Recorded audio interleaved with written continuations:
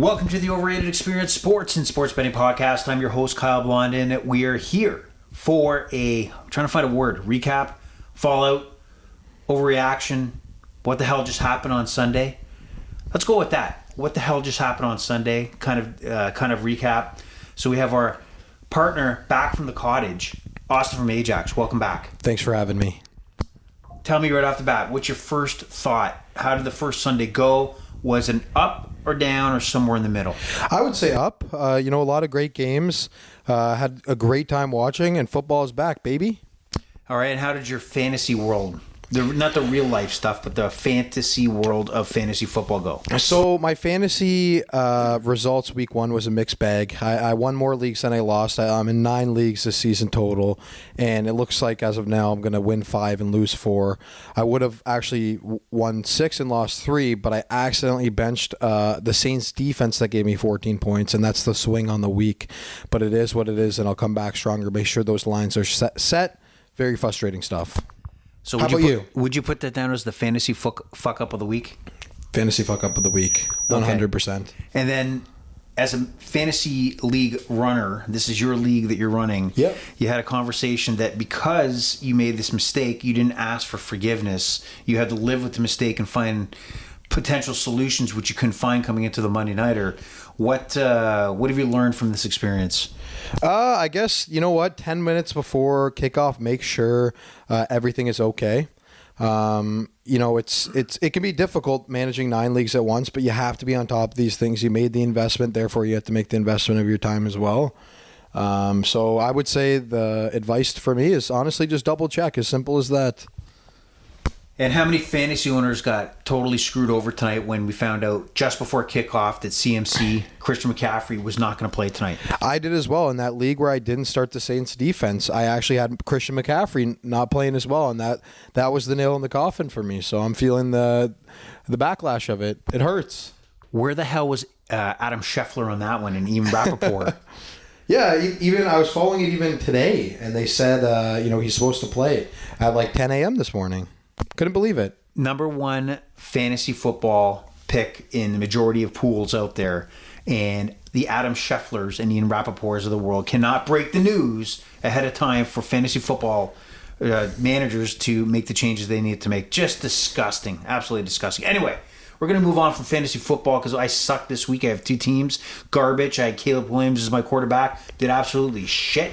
And then I had another one with Jared Goff. He didn't have the greatest games, but I got smoked in both, and I'm hoping going into week 2 that I may have to make a quarterback switch and move to potentially Aaron Rodgers, who's my backup for Caleb Williams. But looking at this matchup here tonight, as we sit here at the beginning of the second half of the Monday night of the San Francisco 49ers and the New York Jets, Aaron Rodgers is playing well, but he's not on the field. Can you tell me what you think of that first half of football here on the Monday Nighter? I think it was pretty embarrassing for the Jets. Some bad play calling. Alan Lazard misses a wide open pass to convert a third down. And you know what? Just the play calling. You have Aaron Rodgers, Hall of Fame MVP. He's looking good out there, but they're not throwing the ball. If Breece Hall can't average more than 2 yards a carry, you got to throw that shit. Yeah, the interesting part here is Jordan Mason, who's taken up CMC's possessions, along with Deebo Samuel, who's in the backfield. He's tearing it up tonight. He's getting the rock, and the Jets do not have an answer for Jordan Mason. And Jordan Mason tonight already has, and that is 75 yards on the ground and 12 rushes, averaging 6.3 yards. This is not the defense that I expected to see from New York tonight. Now that Aaron Rodgers is back, simply having to play average football, they need this defense to step up. And I got to find out what the hell happened with Sauce Gardner off what we thought was a medical situation, cleared up that it was not. He was not on the field for a lot of the San Francisco possession in New York territory. I don't get that. So we'll find out more there. We'll see how this game develops. But good luck for everybody out there on their bets. But we're here to focus on the recap of Week 1 in the NFL, talk about some of the stories, talk about some of the reaction. I'm going to get Austin from Ajax. I want his locked opinion, and the one that maybe a story hasn't played out. So we'll discuss a few topics here. We'll briefly try to touch on every game and then give you our first insight on the Buffalo Miami Dolphins Thursday nighter in prime time. Thursday night, the first game on Amazon through the week. So we'll get it kicked off here. So Monday or Sunday kicked off with a lot of action. Survivor pools were destroyed by the Cincinnati Bengals absolutely choking against the New England Patriots. Did you have the Bengals as your survivor pool pick? Thoughts from Ajax? I did, but last minute I luckily decided to change. I seen that Higgins was out and that Jamar Chase was feeling ill. I really didn't know the exact situation going on there, but it scared me enough to choose my secondary pick, which was the Saints. And you know what? Since the beginning of that game, you knew they were going to win it. I'm glad I changed the pick. And out of 22 people, only 6 remain in my survival pool. I cannot believe it. It's absolutely amazing. And you know what? All the warning signs were there. The Cincinnati Bengals, even under Joe Burrow, have horrendous starts to the season. I feel like every home opener they're losing. A couple of years ago, we sat in this podcast. You predicted the Steelers would knock them off. They lost in overtime, of course. The Bengals did. Last year, I can't remember what occurred. I think was it week 1 where Burrow got hurt? But they just shit the bed. And they have not been a good starting team. So many survivor pools ruined. And if you watched fumbles galore, you think Gesicki has a touchdown, it's ruled back because he didn't have possession of the ball. Everything was going wrong. And don't get too high on the Patriots. Although they may move up the power rankings, they scored 16 points. They will be in tough to move the ball and score points with that offense. But credit's due. They got the job done and got the win in week 1. Mm-hmm. So that is the Patriots and Bengals insight. Look at the Steelers-Falcons. Chris Boswell had a kicker's delight. He had all 18 points for the Pittsburgh Steelers and had emergency punt duties. So he was definitely on the offensive side their MVP. Atlanta had no answers. They looked kind of really rough. Kirk Cousins didn't look great. Some chatter that maybe he's not fully healthy. Just any thoughts there? There wasn't much there. Pittsburgh took care of business. I think the big question for me is Drake London going to be a complete fantasy flop?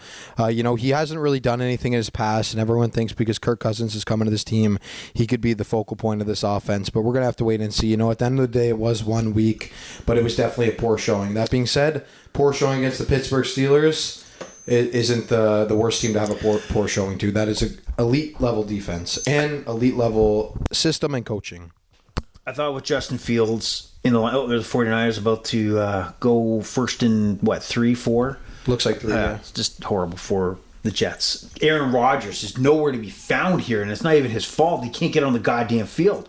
Anyway, I'm going to divert our action. I had the Atlanta Falcons covering the 3.5 point spread. That obviously didn't happen. Not good there. I'm not ready to overreact and eliminate Kirk Cousins as a flop just yet and put in my when it put in Penix out there. So I'm going to put that as let's stay cool, let's stay calm, and move on. We go on to Jacksonville, Miami. I had Miami covering this. They only won by a field goal. They didn't meet the 3.5. What stood out to me in this game was maybe pregame. I'm looking on, X, and you get that video of, hey, it's Reek. They got Reek. I thought it was fake. The video of him getting arrested, I thought originally it was fake. Then you start to see more and more chatter and some ugly stuff. Obviously, developed here. I didn't know that. Okay, selfishly, that it really screwed my thoughts on taking props in that game because Tyreek Hill, he was under 100 yards receiving, and he's a money man, right? But, he just got arrested face down on the ground, really life-changing kind of moment. How's that going to turn out in a football game? So I kind of stayed away from his props. But he just proves himself as a game breaker. Is there a bigger game breaker, non-quarterback than Tyreek Hill? I would say the only one that comes to my head is Christian McCaffrey, honestly. Him and Christian McCaffrey, I would say, are breaking players. That being said, I'm not including quarterbacks here. I'm going to put, he had 7 receptions for 130 yards in this game where the Miami Dolphins' first half offense looked flat. Tua in offense did not look in sync. Big play, fumble. Etienne should have basically sealed the deal.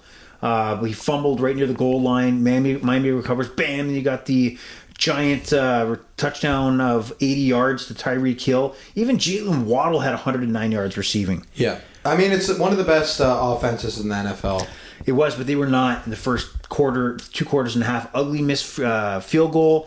It didn't look good. I had them on a parlay. They squeaked it out, but obviously they didn't cover the spread. So more to develop there on that Tyreek Hill situation. Jacksonville looked pretty bland again, not to where they want to be. In Miami stepped it up, got the victory, and moves on. They choked that game with the fumble in the end zone. After they fumbled in the end zone to give it away, could have been up another touchdown. Instead, first couple plays of the drive, could have been the first play of the drive, Tyreek Hill for an 80-yard bomb. Okay, and then we move on to Indy, where we had the definitely an interesting matchup here. The Houston Texans with their new guy, Stephon Diggs, in the lineup, taking on the Indianapolis Colts with Anthony Richardson back from injury, quarterback in the Indianapolis Colts. The Texans win by 2.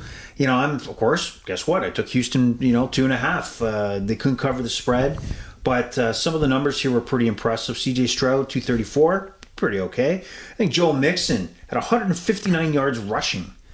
And he 159 yards rushing. 30 carries, correct? 30 carries. That's insane. He had 1 touchdown. Nico Collins, 117 yards. And then you look on the other side of the ball, Anthony Richardson, 212 yards. His long pass, where was his long? I don't see it anywhere. The receiving long was a 60-yard bomb to Pierce.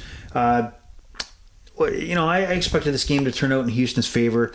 I think the score is, more. Indy was making a late run, but Houston was the better team here. Stephon Diggs was brought in, to make a difference and try to leverage the fact that C.J. Stroud's on his rookie contract and try to go for it now. He had 33 yards, but 2 touchdowns. He had 2 touchdowns. I think one thing in this game that stood out to me was one thing we were talking about in the last podcast, the new toy factor. Look at Joe Mixon being the new toy, touchdown. Stephon Diggs, new toy, touchdown. I think it's a thing to keep an eye on next season. If you have any of these elite level players switching teams, they want to get them in the end zone. They want to get the fans fired up. Well, they got fired up there. Stephon Diggs, 2 touchdowns. Now a team that is absolutely fired up, their fan base, but for the wrong reasons, the New York Giants. Absolute shit show. Went down in the Meadowlands against the Vikings. The Vikings came in, at least when I took the line, was a 1.5. I think I got it actually when it was actually down to a point. I don't know where money was coming from on the Giants. What do you think Daniel Jones has landed? I don't know if can you give me how many yards do you think he threw for? I'm going to guess 120 yards. He did throw for 186 yards, 2 interceptions, 1 horrible interception for a touchdown, sacked 5 times. Oh. It's just there's nothing that's going to happen in a positive way with Daniel Jones. There is no rebound. There is no let's hope that he turns it around. That story has been written. He is he does not. He gets sacked too much. He has no self-awareness.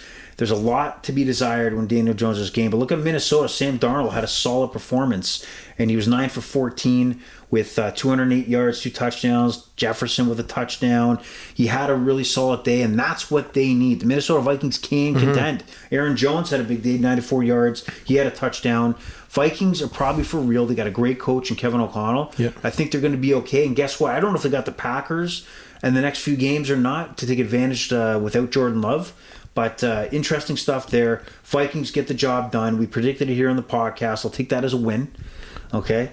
And then we'll move on to the next game, which was a blowout, Carolina, New Orleans. And this was, again, you brought it up as one of the safer survival pool picks of the week. Yep. And with the result of 47-10, the beating kept on coming. Carolina couldn't do shit, and they got pasted. Yep. To go back to the power rankings, would you say Carolina is your last team now? Carolina is in absolute trouble, and I do not want to give a hint because it's not going to be on this episode of the Power Rankings. Okay. So let's not tip my hand just yet, but let's just say they probably won't crack the number 32 beyond up the ladder there of rankings. So you're going to be able to check that out. Maybe I'll take it and post it on our Twitter page or X page at Overrated Experience. That's Overrated EXPER2. Overrated EXPR2. Follow us on X, Instagram, and Facebook under Overrated Experience. So great stuff there. Aaron Rodgers get picked? Yes, he did. Yes, he did. So that's not good for us. Not good at all. It's pretty much over. Jets are done. Okay, that's this game. Flag. What was the flag on the play? I think it's probably taunting after the play, if I had to guess. Give me hope here. Okay, We'll see. so let's talk about Carolina now. Is this real? Is this real? Like what we're seeing here today? A bad team. Bryce Young looks to be a horrible mistake as a first overall pick, leaving C.J. Stroud. Personal foul. Was Big it moment in the roughing game pass here, or folks. first down? First down, Jets? No. I don't know. First down, 49ers. Okay, Yeah. I don't know what the hell happened there. Personal foul after the play. Anyway, so we have the Carolina Panthers. Are they the real deal as far as garbage? They're the worst team in the NFL, easily. Like, I think, the only team we thought was tied with them is the Patriots, but now we're seeing that the Patriots could potentially have a capable defense here. Yes, they only scored 16 points, but they held Cincy to 10. I know it was probably more in Cincy than the Patriots, but you got to figure Patriots are going to get more wins here than the Panthers. Panthers are looking awful. so They were just as bad last year. and we're not overreacting. So this is what we see is New Orleans maybe that good? To cover that 3.5. I do think so much. I am a big Derek Carr fan, and you know what? I do think they're a decent team, but I think it's more Carolina. Going forward in my suicide pool, I will be targeting Carolina again. There's no doubt. Yeah, maybe we should do that. Follow around Carolina, who they're playing each week, and see what happens. Who they got next week? Do you recall who they have next week? Couldn't tell you. I could. Let's see. The Carolinas got the Chargers. Chargers. Interesting. I probably won't take the Chargers in my pool. You know what, though? If there was any time, if I was in one of those pools with like 500 people, that might be the pick, honestly. Maybe so. Yeah. Maybe so. Anyway, we're going to move on from Carolina and the New Orleans Saints, who crushed them into the Arizona-Buffalo game. And this was at a 6.5 point spread. And guess where the game finished? 6 points, favor of Buffalo. Again, just missed by a half a point. That's how important finding half point here or there is. It's either putting money back in your pocket, staying out of your pocket, or putting extra dollars in your pocket. So go find those lines, because the 6 probably was out there. I didn't see it. I had Buffalo at 6.5, but they go on to win. Josh Allen had a nice performance. A little reckless. 232 yards, 2 passing touchdowns, 8 for 23. Also rushing. He had 2 touchdowns rushing. So he was all over the place. What did you think of Josh Allen's performance? I thought it was phenomenal. You know what? I believe in Josh Allen. Josh Allen's one of the best quarterbacks in the NFL. He's got, his receivers he doesn't have any big name receivers this year, but he's able to get the job done against this Cardinals team that actually looked pretty good.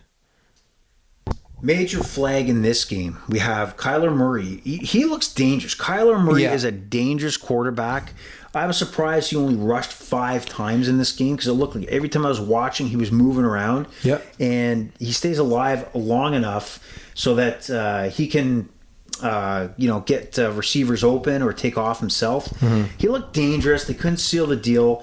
But there's something wrong when Marvin Harrison Jr. has 1 reception for 4 yards. What the hell is that? 0.9 points in fantasy. I was literally just about to mention that. Did we overreact drafting him in like the 3rd or 4th round in fantasy football, or is this just a 1-game fluke? What do you think? I gotta believe it's a 1-game fluke, or they seriously mismanaged the system that they were going to put him in. You don't draft a Marvin Harrison Jr. to have him with 1 reception. You think the Giants in a loss? I think Neighbors had 60-some yards receiving. He did. Like every other first-round pick had more of an impact than Marvin Harrison Jr., and he was the top receiver off the board, a generational receiver. And if he was not fitting into the mix, trade the pick back, move on to another position. Absolutely unacceptable from Arizona. You know what I'll say, though? It's looking like Arizona is a run-first team. James Conner had a standout game. I thought he was very good. Not anything too crazy on the fantasy stat sheet, but to me it looks like they're going to be a run-first team. James Conner, you know what? I'm surprised he only had 33 yards. Receiving. Sorry, Conner had 50 yards, and he had 33 receiving yards, so you had and a touchdown, right? Yes, he did. Yeah, so 80 yards and a touchdown. That's pretty good for James Conner. Definitely happy if you drafted him right now. Yeah, well, don't draft Martin Harrison Jr. like I have in my fantasy team. Or, question for you, would you buy him low in fantasy? Marvin Harrison Jr.? Yes. If somebody was willing to give him up and give up on him already, of course you do. Yeah. I think this is an anomaly. There's no reason why. Okay, here I'll give you a trade example. Would you trade? Say you had Chris Godwin, because obviously you'd be drafting him more as a bench receiver, but he did have a great game, if I'm not mistaken. Would you trade the Godwin on your bench for Harrison, or would you take that safety in Godwin? Godwin's in the slot. He's going to get a lot of action, but really too early to give up Marvin Harrison Jr. I think he's going to be a focal point at some point in this offense. Yeah. It'd be crazy for him not to be, and I think he'll put up more touchdowns than maybe Godwin will, because Evans is going to be the main guy. Yep. But we'll see. I agree with you. I'm not saying it would be a bad trade offer, but I would stick with Harrison to see the upside. 100% agree. Yeah. So let's stick with that. Yeah. And we're going to move on to the Las Vegas LA Charger. I asked you about this earlier. There was 6 or 7 big fights in the stands, like violent fights that are going on. What do you think about adults getting a little too smashed fighting at football games? I think it's bad taste. I mean, if you see the odd game or the odd fight here and there, I guess you kind of understand. But just constant fights breaking out in the stands, it just feels trashy. Have you been to an NFL football game? No, I have not. I know you have, though. Yeah, it's let's just say the higher up you go, it's not necessarily fun playtime, and everybody sharing pictures of their family. There is a lot of hostility. People are absolutely smashed.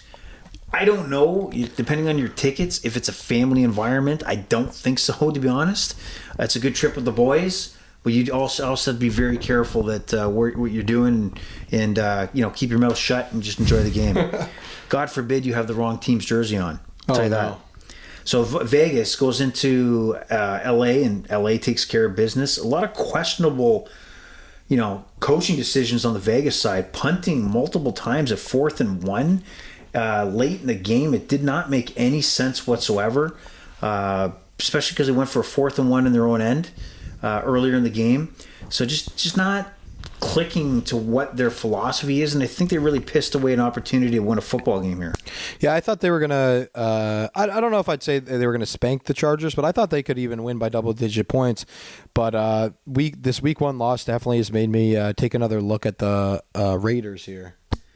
Yeah, J.K. Dobbins for the Chargers had a big day, 135 yards. He's looking like an amazing fantasy pick right now. I believe in J.K. Dobbins. I mean, he was supposed to be a difference maker for the Baltimore Ravens last year before he went down. Well, he went down with a serious injury, Achilles, so we'll see if he can help out. And I think as long as he stays healthy, his health is the big question. As long as he can stay healthy, I think he will be a solid RB2 for any fantasy team. Gardner Minshew, 257 yards, 33 pass attempts, sacked 4 times. I think he was kind of scrambling. I didn't watch this game personally too much, but 49ers with a huge field goal there, 26-7 for the 49ers of San Francisco.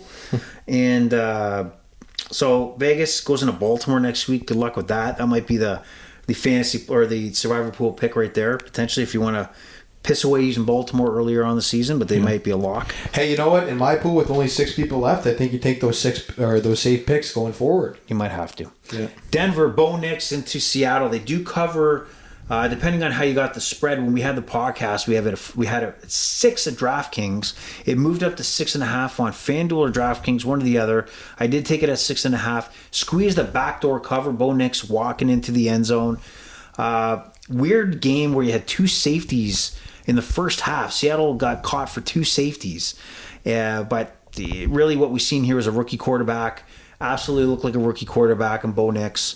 I have faith in Bo Nix and what they're doing, but you could tell that they were really offensive scheming to be very conservative and not risk too much with Bo Nix, and he's got to be better, or the Broncos are really going to struggle offensively if things don't turn around. He looked like a rookie in a hostile environment, which Seattle is. Any comments on this game? Anything that stood out to you?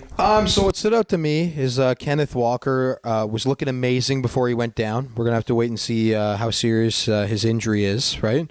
And the other thing that I would say stands out to me from a fantasy perspective as well is Tyler Lockett. Tyler Lockett always getting drafted, very, very late in drafts, past the 100 mark. And, he's right there with JSN and Metcalf. I mean, I'm pretty sure, I'm going off memory here, but I'm pretty sure he had more catches. It was either more catches or more targets than both of them combined. And, I'm not saying that this guy's the best fantasy player out there, but he always, year in and year out, exceeds his fantasy position. Tyler Lockett, 6 receptions for 77 yards. He had an absolute kind of day, and really, if you watch the end of that game, the Seahawks needed to pick up a first down to end it. He made a one-handed catch to get that first down and end the game to seal the deal to Lockett. Mm-hmm. Get it? That was a good one. Yeah, that's right. That's it. So he has always been a guy that maybe didn't show up on the fantasy side of things, but a guy you want on your side because he's a big-time player. Mm-hmm. He's clutch. He's absolutely clutch. Yeah. I'd want him on my team if I was a coach. Now, the problem with Seattle, though, is that anytime you give them a spread, such as we've seen here with the 5.5, then moved up to 6 and 6.5. I don't trust Seattle to put these teams away significantly. Mm-hmm. They find a way to give up a backdoor cover. They find a way to kind of keep a game close. I don't trust the Seattle Seahawks when it comes to larger spreads, to be honest. They're dangerous. And that's how I looked at the Denver Broncos here. So moving on to the game of the 4 o'clock hour was the Dallas Cowboys absolutely annihilating the Cleveland Browns. I sat here on the podcast. I looked at the Browns coming into this year with the Stefanski coaching job he did using Joe Flacco to get into the playoffs, having Deshaun Watson back, and I thought they could take Dallas at home, having the home field advantage, but holy shit was I wrong. They shit the bed absolutely, panic time potentially in Cleveland, losing 33-17. And that score is very generous based on how the game ended, because the Cowboys owned this game right from the beginning. What were your thoughts on this game? I think my biggest takeaway was how bad are the Cleveland Browns actually. When Deshaun Watson was with the Texans, this guy looked like a top 5 quarterback, and now he's looking like honestly almost nearly bottom 5. He's been struggling for a long time now, and I know we disagree with this, but I think when Chubb went down, and I know they treaded water, they did all right without him, but when Chubb went down, I think it changed the identity of this team. I always thought Chubb was, a top 3 running back in the league, and it's a run-first team. He was the focal point, and I don't see this team going above 500. Deshaun Watson had 45 pass attempts, 169 yards, sacked 6 times. 6 times. Oh 2 interceptions. God. You can't get maybe the most, outside of Daniel Jones maybe, this is like a really, really ugly performance for a guy who's guaranteed $250 million. And so would you say that this is the real deal? This is what Cleveland has to account for, or is this just a blip on the radar? I think, honestly, it all comes down to Deshaun Watson, right? I mean, if he was a top 5 quarterback once, why can't he be it again? It just seems like some of that magic is lost. So if it can come back, sure. But, it's going to be on his shoulders. He's putting under 200 yards up on 45 pass attempts. They ain't winning. Absolutely not. And Cleveland goes into Jacksonville, doable game, a tough matchup, but this should be very doable to win that game. So they have You look on the other side of the ball, Dallas Cowboys as approaching this game, announced a big contract extension for Dak Prescott, 4 years, big money, $60+ million a year. Already coming off CeeDee Lamb coming in. Only guy not paid yet is Micah Parsons, but they seem to tie up some loose ends, questions. But my prediction for the Dallas Cowboys is that they will start off for the half the season where they will be considered a Super Bowl contender, and the reality is they're not. They're not. And it looks like the Jets potentially have a touchdown, look like an offside. Perfect throw by Aaron Rodgers, Alan Lazard, touchdown. And it's going to make it 26-13 pending a decision to go for 2 or 1. We'll see what happens there. There is a flag on the play. I'm not sure if we know what that is. They're going to go for 2. It's going to be offside. That's why he had a free play. Okay. So you look at Aaron. Look at Aaron. Look at your boy AR. Some big pass yards there. Yeah, look at that. Look at that. Yeah. He wouldn't be able to throw that ball unless he was able to He's the king of free passes. Yeah. Unless he went to Egypt, he wouldn't have done that. That's exactly what happened. So, Dallas Cowboys, to go back before I was really interrupted by myself going off topic, was that the Dallas Cowboys for the first 8 to 9 weeks of the season will be fool's gold. And I'm going to say this, I said this last year, I'm going to say this again. They will be fool's gold, that people will start to believe that the Dallas Cowboys are an actual Super Bowl contender. I'm going to let you know right now and mark it down. They're not. They're not. They're going to be the same story, the same situation every year, that when the push comes to shove and the chips are on the table. Did he get in? Did he get in? I don't think he got in. They're going to have to review it. Fuckles. All right. Damn it. Come on. Assholes. God damn it. That would have got me the over. Of my... did he get in? Well, let's look at this. Yeah. Is he in? No. And is he in? Maybe. Is he down? He might be on the They're ground. going to have to review it. Oh, man, some of these reviews. Anyway, so the Dallas Cowboys are frauds. They did play well. CeeDee Lamb proving that what I like, the Cowboys don't hold back. They hit CeeDee Lamb. That's just the way it is. He's their guy. Yeah, here's what I'll say. I disagree with you in the sense of if this team ended up winning the number 1 seed, I would not be shocked. Number 1 or 2 seed, let's say. That being said, I do agree to an extent with you that they are a loser organization. They're one of those teams that finds that a lose. I just could see them doing a flawless regular season. Not flawless, but you know what I'm saying, like first seed or second seed. And then I could see them losing the first week of the playoffs, So it's like every year, the slap to the face has to get a little harder, and I think that would be a way for them to one-up it. So we'll see if that actually plays out. Yeah, so I was completely wrong on that one. Cleveland gets bounced. They got a lot of questions to ask, and we move on to a big performance by Baker Mayfield as the Tampa Bay Buccaneers smash the Washington Commanders pretty easily here, and they knock them off 37-20. And Baker Mayfield had a huge day. He was 24 for 30, 289 yards, 4 touchdown passes, and receiving Godwin had 83 yards. Rashad White out of the backfield is 75 yards receiving, along with 31 yards rushing. Mike Evans had 2 touchdowns, made a beautiful catch in the end zone. I don't know how he made this catch. They look in sync. They looked in sync last year as the season kept going. And if they replicate this performance going forward, they're a dangerous football team. They got a lot of things going for them. So what we talked about Tampa Bay, and now that Atlanta looked the way they did, who are you thinking in this division? Oh, you know who I've been thinking since the start. I always thought, see, here's the problem. I was going to put my money where my mouth was and put $100 on the Bucs to win to make $450. That being said, I locked in about a week after that first podcast, and it had gone down from 4.5 to 1 to 3 to 1. And, the 3 to 1, I just couldn't pull the trigger on, which honestly, you know what? That 3 to 1 might have been a steal as well, because the Bucs are the best team in this division. They are better than Atlanta. They came out and smashed a team they should have smashed, and they did it. And just looking on the Commanders side of the football, Jalen Daniels, the number 2 pick overall, he had a somewhat day, 184 yards passing. A lot of those were late.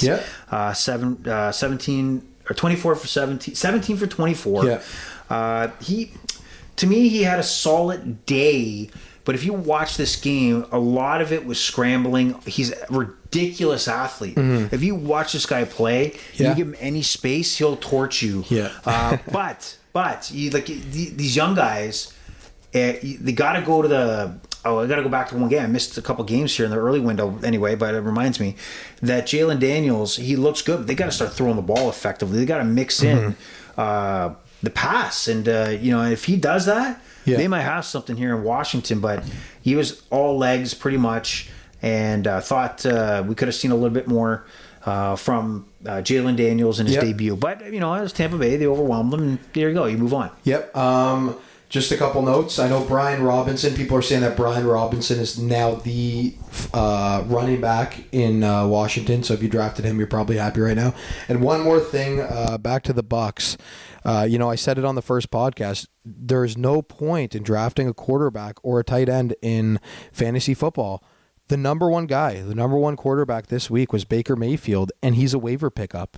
And you're talking about Daniels, right? Jalen Daniels. Yeah, Jalen Daniels being the second pick. Baker Mayfield was the first pick overall. He won the Heisman Trophy. This guy, I believe, honestly, with the receivers that he has, the sky's the limit. Obviously, the situation makes him. But I think he's good enough to get this job done and win the division again. I'm almost certain. Okay, so Jaden Daniels, number 2 pick. We'll see how he does. He had a solid debut. But that just reminded we missed the Tennessee-Chicago debut game of Caleb Williams, who was the first overall pick in the NFL. Considered the next coming of a Patrick Mahomes-type franchise quarterback.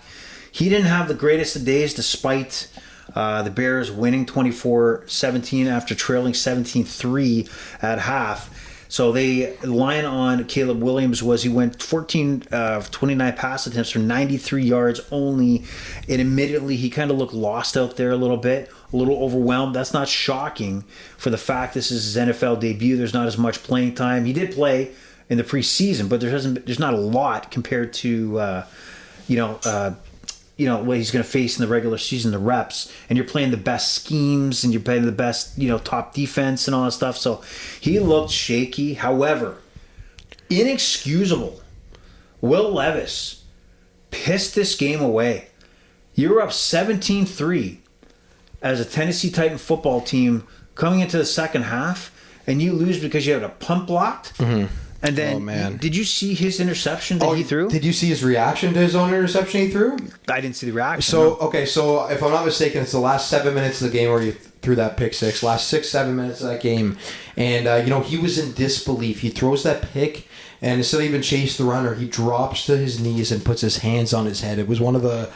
It was just kind of a bit of a funny reaction, honestly, to see. But yeah, they pissed that game away. That's a dangerous sign. He's not. This is he got that little experience. He went through a training camp, and to know the situation. There's so much in football and sports where you're a great athlete. Yeah. You got a rocket of an arm, whatever. It's the sense of the game. You you just fight another day. The Chicago offense. It's not like you fight. Playing. Patrick Mahomes. You don't want to give him the ball. I just talked about Caleb Williams, had 93 yards passing. If I'm not mistaken, was there a single offensive point scored in this game? Yeah, by the by the Tennessee Titans. Yes. Oh, sorry, no. Not by the Bears. No, not by the Bears. That's what I'm saying. It was all their defense. No, you said in the game. So sorry. My bad. Sorry.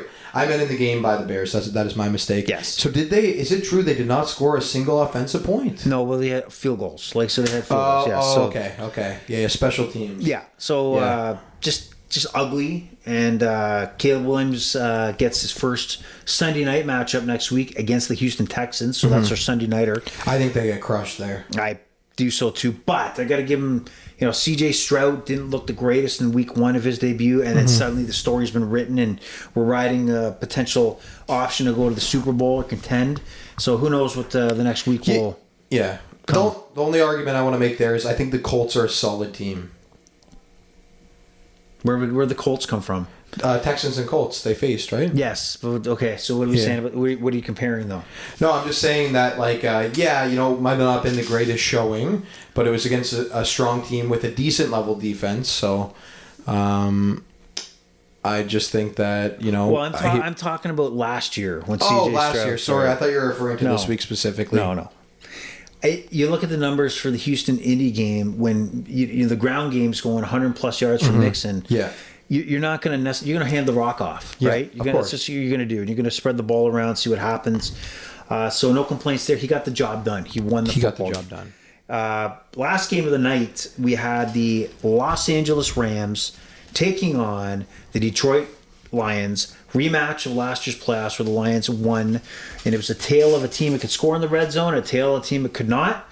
And we had this game go to overtime, and the Lions pull it out to a Montgomery touchdown in overtime, 26-20. What were your thoughts here in this game?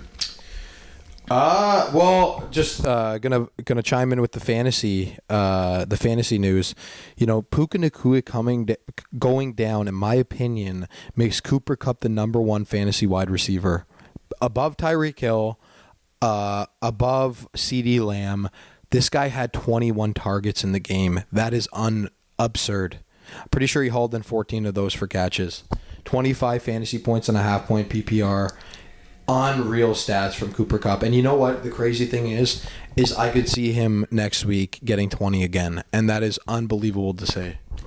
Yeah, Kupp got 14 receptions for 110 yards, big touchdown in this matchup. And some other stories that stood out to me is Matthew Stafford looked like, as the game wore on, as they were down trailing and they marched back to take the lead, he was unstoppable. Yeah. And some of the throws he was making, I don't know how he was making these throws. A lot of them were backpedaling, and he was still throwing darts, like absolute darts to the Cooper Kupps of the world and the Puka Acuna. Oh, look at this big run here. Just insane skill that we've seen, during a Super Bowl run. So a lot of good things there. The only issue here was they couldn't close it out at the end. Detroit comes down, kicks the field goal, kills the clock, so the Rams don't really have a chance. They had won a couple shots to get in field goal range, didn't have a chance, go to overtime, don't even get a chance to get the ball. Detroit aggressive, goes down, scores a touchdown. Was it their best game? No. Did they pound the run early and go away from it and then piss away the lead? Yes. Mm-hmm. Did they go to pound the ball in overtime? You bet they did, and that's I think part of the reason why they got the result they did, and that was the win. Mm-hmm. One thing of note, Amon-Ra, absolute non-factor in this game. I'm pretty sure he got under 2 fantasy points this week. Jameson Williams, he looks like he could be a big guy on this offense. Could be a big part of their passing game. Obviously Amon-Ra is going to be drawing double coverage constantly, right? He is that guy.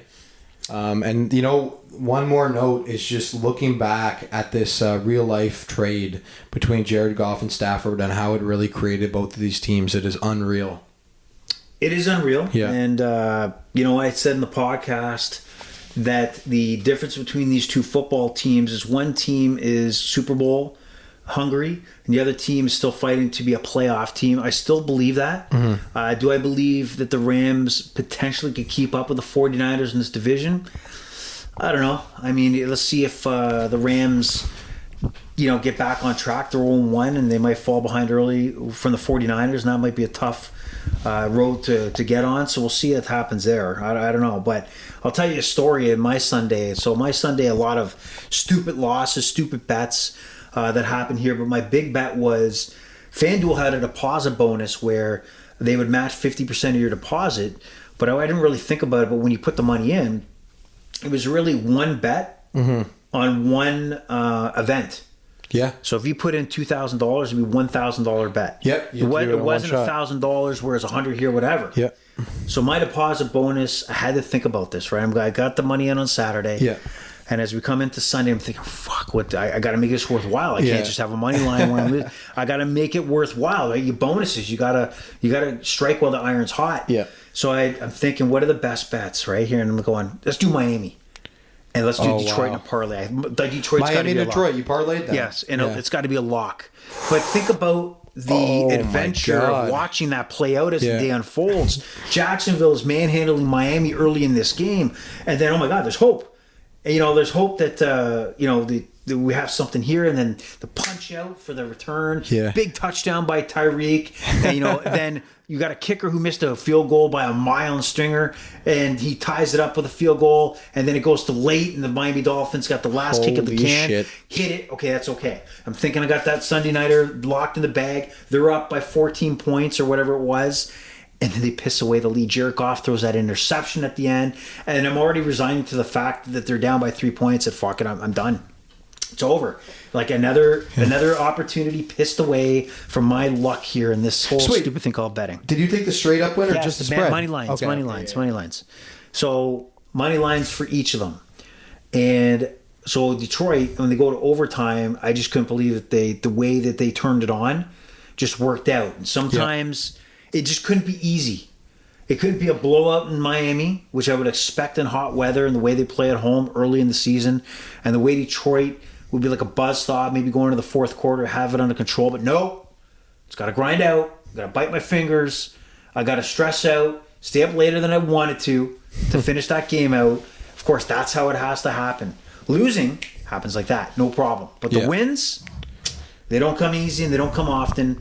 And they come with a little bit of gray hair along with those wins. So that was my big play, and some other stupid things that if you looked at your day, I want you to think of this question: some stupid habits that maybe you did or didn't do. I got caught up in getting a lot of action in games again. You know what I mean? Like I wanted action. Like, oh, there's 6 games. I got to have action in all 6 games. Oh, I didn't bet this game. I got to get an action on this game. I think that's still a problem. You got to get under control. That you don't need action in all these games. Second stupid thing is I had to have a teaser. 6-point teaser, 4-game teaser. Sometimes they hit, but they're not. The odds of you hitting 4 with 6 points are not good for that investment. So I don't know why I did that for the 1 o'clock and 4 o'clock. And then taking bets, like for example, I took Jaden Daniels because his passing yards was like 200 and 201. I'm like, screw it, he's going to be throwing. But there was no reason why I took this. Yeah. No reason other than that passing total was low. And then you go to the flip side, some of the positive. I talked about really trying to hunt down the best instead of just taking FanDuel and what they got. Researching and looking at both sites, the FanDuel and DraftKings, and that helped in the Broncos feed there. And it helped throughout the day. So that was a positive I could say that I could take into next week. But anything from you that you learned, you scratched your head and you got pissed off at yourself and the way you managed it? Just don't bet on the Raiders. Oh, that's a definitely learning lesson for sure. I had a 4-game parlay that would have hit pretty big. A 4-game parlay is kind of crazy, I know. But the Raiders screwed me. But literally, I mean, that is an honest note for me. I won't be betting on the Raiders unless I see something. I probably think the Raiders are not the team you want to bank your bankroll on. No. I'm going to say that's not good. And also your lesson learned on the fantasy about making sure that your starters are in. And I think you'll do better next week. Fingers crossed.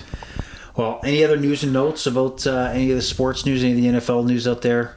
No, I mean, we briefly touched on all these games here. I made a lot. There's probably a couple that I didn't mention, but there's a lot of points that I wanted to say that I said, and I'm satisfied.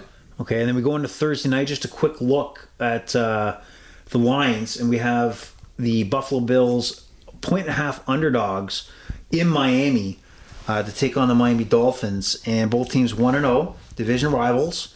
Buffalo heading down to the hot temperature in Miami on a Thursday night, which is probably better for them to play at night. What are your initial thoughts? I know you probably don't have it fully vetted yet. I don't know how much. Not many of the props are out yet either. But what are your first takes on that? Just straight up win. I'm looking at Buffalo right now. I honestly have no idea what the line is looking like, and I have not looked at the line. Okay. I don't know if the Bills would be the favorites or if they wouldn't be the favorites. But I know I'd be rolling with the Bills here. I believe in Josh Allen. I do think, honestly, it should be a high-scoring, high-octane game. But we'll have to wait and see.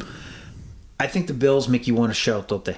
The Bills make me want to shout. Yeah, but I got to think the Dolphins in this one. I think they are going to adjust. I think their offense might be overwhelming in week 2 for the Bills on the road.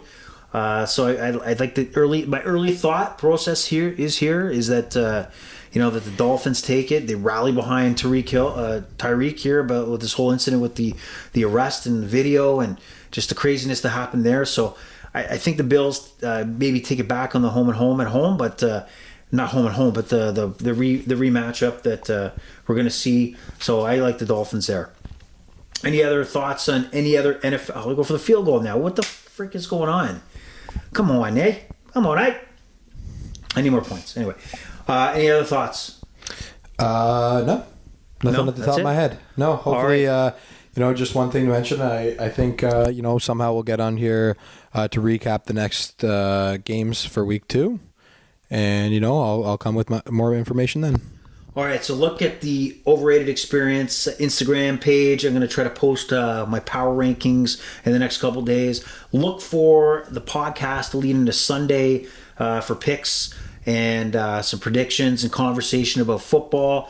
And remember, all these pundits out there, these guys that talk and put numbers in your face, they know as much as I do when it comes to giving you picks. So have fun with it, enjoy it, be careful, manage that bankroll, record those bets you made, and I think we'll do a lot better. So anyway, the Overrated Experience is over and out. The pleasure was all yours, and Austin is... I'm out. All right, have a good one, enjoy, and we'll talk again soon. Bye-bye.